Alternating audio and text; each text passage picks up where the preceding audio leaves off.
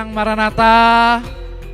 Waduh, ini kayaknya banyak yang mau belajar hari ini.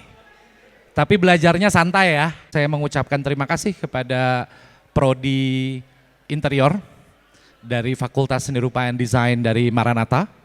Jadi sesuai dengan tema hari ini, kita akan membahas mengenai sustainability dalam kapasitasnya di bidang profesi Anda semua.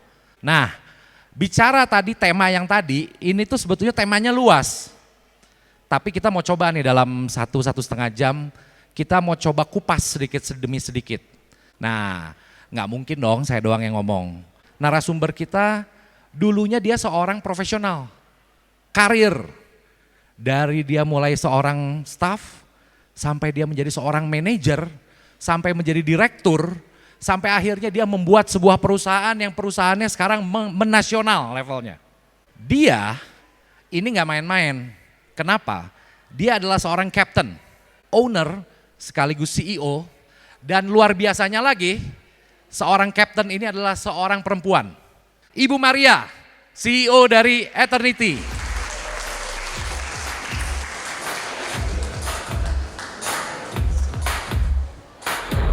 Satu lagi, dia juga seorang praktisi interior, mau perusahaan, mau project untuk itu private, swasta, ataupun government.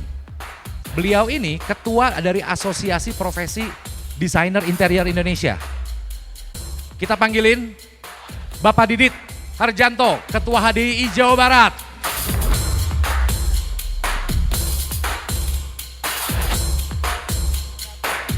Monggo teman-teman, kurang lebih selama 1 jam ke depan kita akan mengupas topik tema kita hari ini. Bersama Mind Talks, kita akan mengisi ruang visual dan ruang dengar Anda. Let's show begin. Kalau kita runut, kekinian hari ini 2023 itu apa sih? Ya, di catatan kita itu berarti digital. Digital dan sustainability. Digital, apa aja penemuan mutakhir yang ada sekarang? Kita menemukan yang namanya cloud, kita menemukan yang namanya platform, kita menemukan ada platform yang berbasis ramah lingkungan, macam-macam. Itu adalah inovasi yang dikeluarkan melalui bidang digital, bentuk digital, yang terjadi dan tercipta hingga tahun 2023 saat ini. Bagaimana sekarang sustainability ini sudah menjadi core utama dalam menciptakan semua bisnis proses. Bikin mobil, jangan ada karbonnya. Sekarang udah mulai bis-bis yang less karbon, malah bis elektrik ya Bu ya, udah Jakarta. Apalagi kita bicara desain yang sustainable. Bagaimana membuat desain dari bahan-bahan yang sustainable, bagaimana merancang bangunan dengan sistem yang less energi. Ini semua bicara sustainable dalam segmen profesi. Milestone atau perjalanan karir dari Ibu Maria dan Kang Didit. Mungkin boleh cerita dulu. Selamat siang semuanya. Wah, senang banget saya bisa ada di Maranatha nih, satu kehormatan diundang sama Pak Indra, sama Pak Didit juga dari sisi Prodi dari Interior. Terima kasih. Untuk adik-adik semua, saya pas masuk sini bangga banget sih ngeliatin karya-karya kalian yang luar biasa. Tepuk tangan buat kalian semua, hebat banget. Kayaknya waktu di zaman-zaman saya dulu muda kayaknya enggak gini ya, beda banget beneran. Saya bangga sekali, kreativitas kalian luar biasa banget. Sebenarnya saya itu lulusan dari sekretaris loh, jadi bukan dari manajemen atau bukan dari S1 juga. Jadi dari D3 sekretaris. Jadi kalau kalian berada di university itu adalah satu kemurahan Tuhan dan kalian harusnya bisa lebih dari apa yang saya alami hari ini. Amin. Tepuk tangan dulu buat kalian semua. Ya, saya dari sekretaris bergerak dulu di bidang interior juga, mulai dari ceiling dulu, terus dari kunci, dan akhirnya ke karpet dan lain-lain. Jadi awalnya memang dari karir ya, dari kerja ya.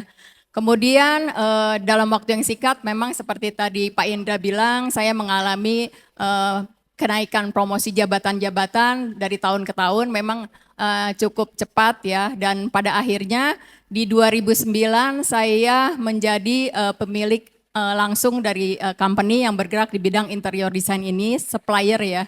Jadi produk yang saya jual adalah karpet, vinil, juga raised floor. Brand yang saya pegang adalah untuk raised floor Jeti Access Floor.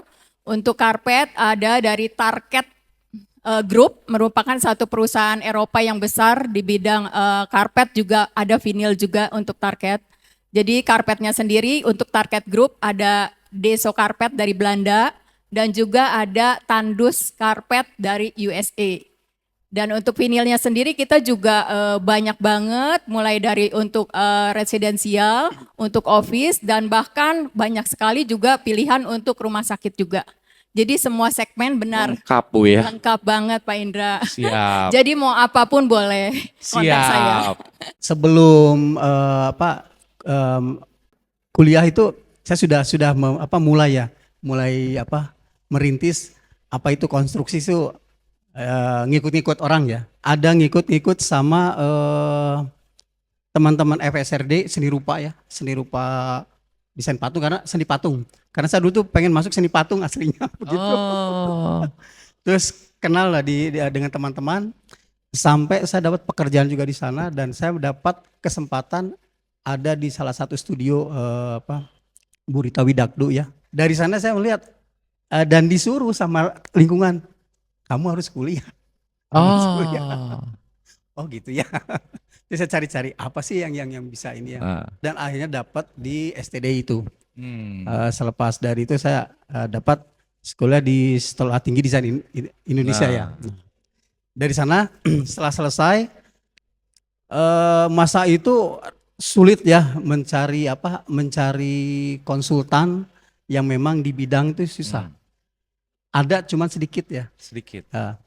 Nah, seiring dengan perjalanan saya juga membentuk semacam workshop interior waktu itu, dan kebetulan kita dapat kontrak dengan salah satu instansi ya.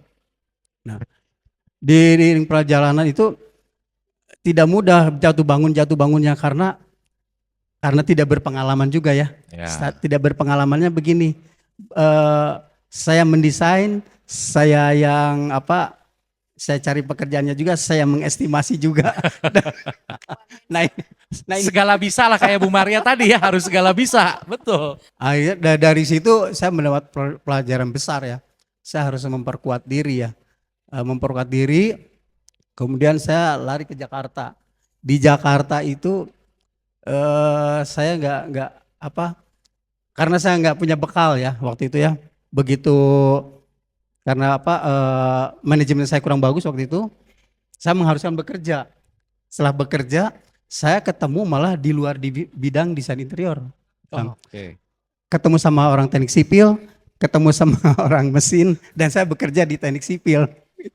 Jadi dari patung nggak langsung interior dulu tuh, ke sipil dulu tuh. Iya. Bujuk. Nah, iya. Tapi saya mencoba menikmati saja. Saya cuma bisa berpikir apa sih yang bisa saya kerjakan dengan basic saya ini, menggambar. Nah itu yang saya jadi kata kunci, menggambar. Bertahun-tahun kuliah saya belum pernah tuh bikin namanya pondasi. Belum pernah mempelajari struktur dan belum pernah mengerjakan instalasi elektrikal, belum pernah. Nah tapi saya dapat pengalaman di situ. Nah pada akhirnya saya harus kembali itu berdasarkan basic saya sendiri. Ketemulah HDI. Ketemulah sama HDI. Nah, ketemu HDI. Nah, di HDI ini dari Jakarta saya searching. Oh, ini ada di ITB. Saya kirim surat, kirim portofolio, dan di sini di HDI ini saya mendapatkan banyak insight ya.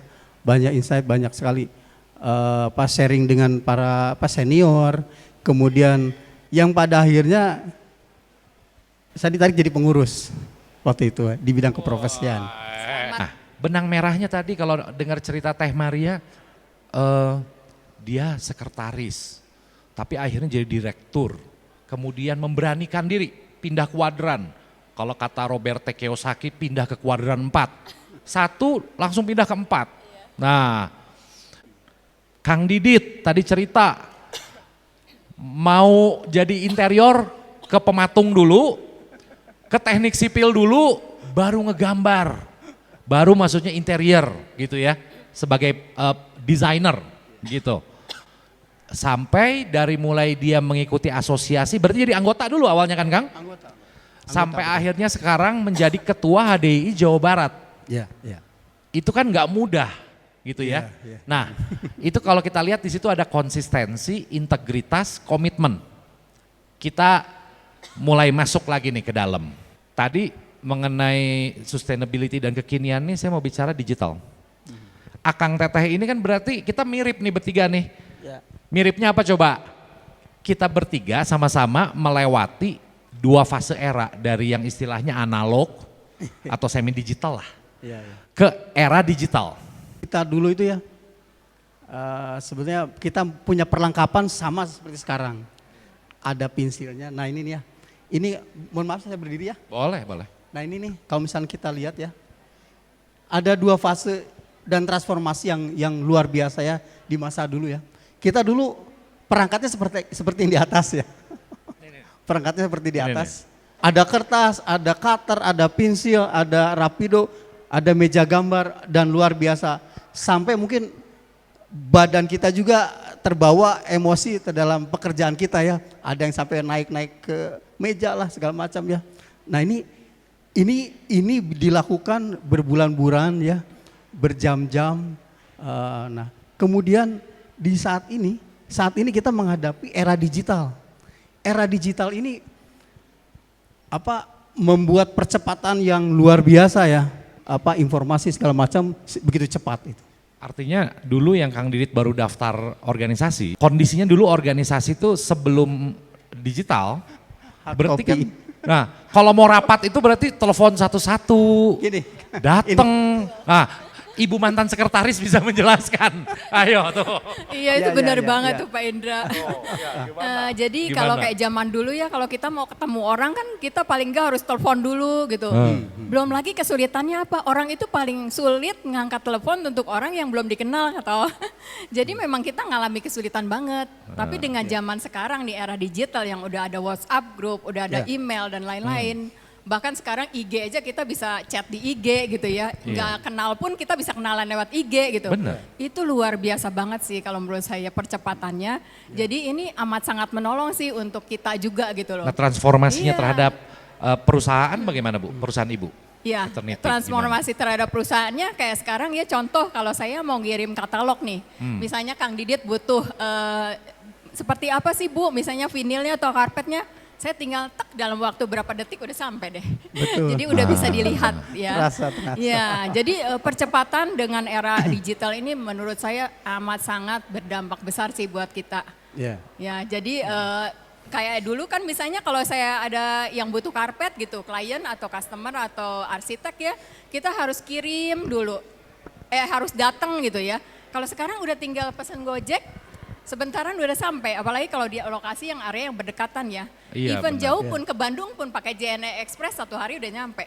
Nah. Jadi luar biasa banget sih sekarang Iya, zamannya ya. itu Betul. amat sangat menolong sekali gitu loh. Ini sedikit ya berkaitan dengan itu. Waktu saya datang dari Jakarta ke Bandung untuk menyerahkan dokumen, dan ini kan dokumennya hard copy tuh. Nah begitu kita bawa hard copy, kita diverifikasi 1 lembar, 2 lembar.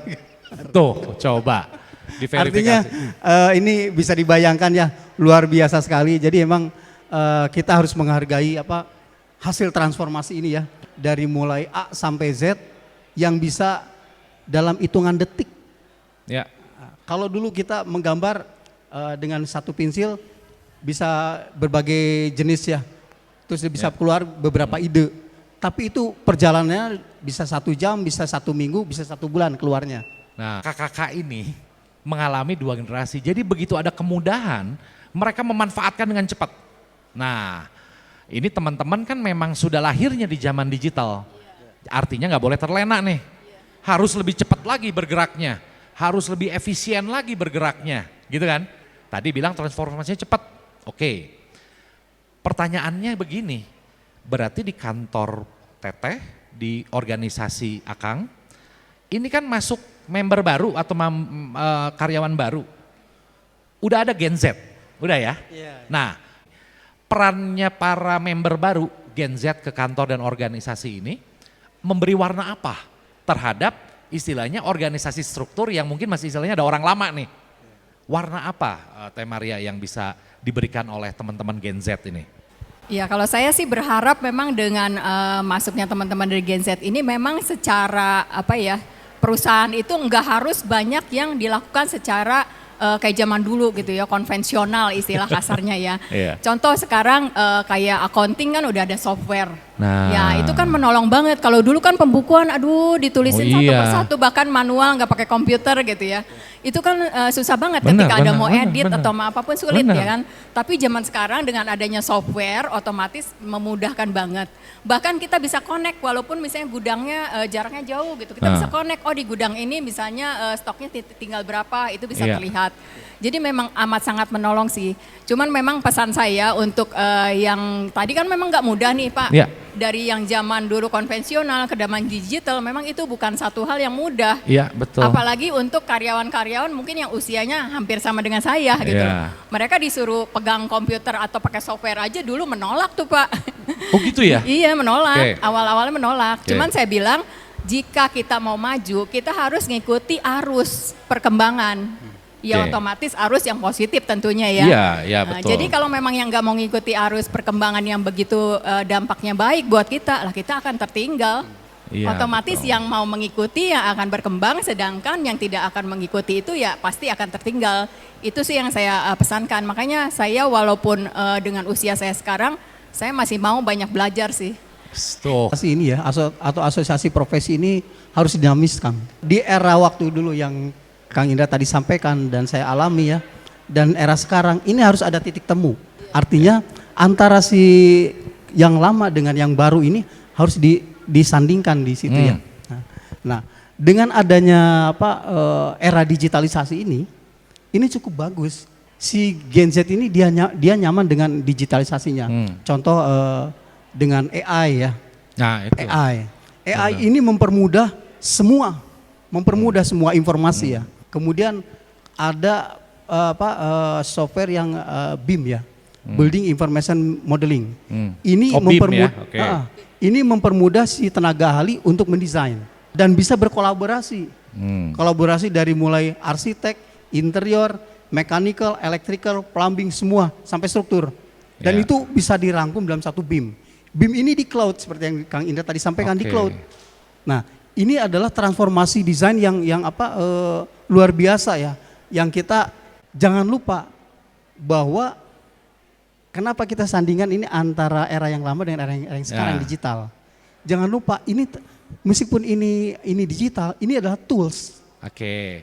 Jangan lupa ini adalah tools. Ya. Bagaimana caranya kita membuat suatu rancangan, perancangan ya. Kalau misalnya boleh izin yang slide yang kedua ya. Nah ini di sini kita berbicara masalah proses. Dengan tools-tools yang ada itu, yang kita miliki sekarang dari dulu dan sekarang, kita harus ada parameter yang jelas dulu. Oke. Nah inilah yang menjadi parameter untuk dalam kita mendesain dari mulai mencari data, kemudian membuat kriteria desain, terus membuat parameter desain, dan yang tren sekarang sustainability-nya seperti apa? Benar Kang. Ini juga jadi bahasan bahwa AI itu nggak mungkin bisa kita kalahin Bu. Kalian pendesain sekarang bisa gini loh. Coba gambarnya dikeluarin, aduh Pak ini kurang lebih seminggu ya gambarnya. Sayanya harus keluarin mood board segala macem, Iya, kata kliennya. Lama banget, nanti malam aja kamu kasih sketsa lewat AI.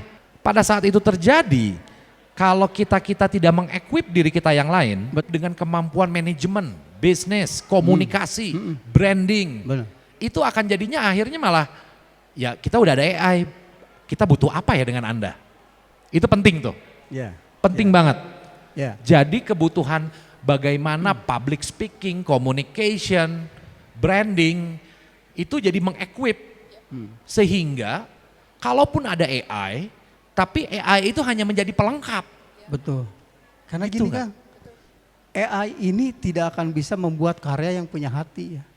Punya rasa, harmonisasi, nggak ada. Dia hanya menurut perintah kita. Betul. Ini penting ya, karena ini kita di dunia desain ya. Desain, betul. Nah, begitu kita klik, itu yang kita minta. Tapi bagaimana yang kita minta itu punya rasa. Nah ini yang tidak ada. Konkretnya begini Kang, kalau misalnya kita pegang material, katakanlah produknya Bu Maria ya, karpet kita pegang, ini rasanya lembut ya, oh ini kasar ya, nah ini perlu, oh ini tajam ya. Nah, jadi artinya apa? Pada saat kita mendevelop sebuah desain itu yang akan muncul, karakternya mau buat siapa. Ya benar. Iya benar juga sih, memang AI itu penting juga, banget penting. Tapi memang seperti tadi yang Kang Didit bilang, memang harus ada tetap ada sentuhan manusianya, sentuhan kitanya.